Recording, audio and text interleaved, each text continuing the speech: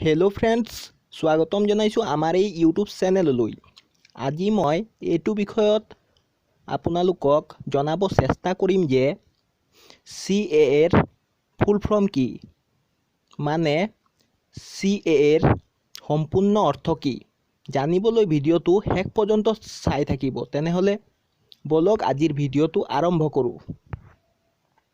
চাওক, CAAৰ ফুল ফৰ্ম হ'ল মানে CAAৰ সম্পূৰ্ণ অৰ্থ হ'ল চিটিজেনশ্বিপ এমেণ্ডমেণ্ট এক্ট।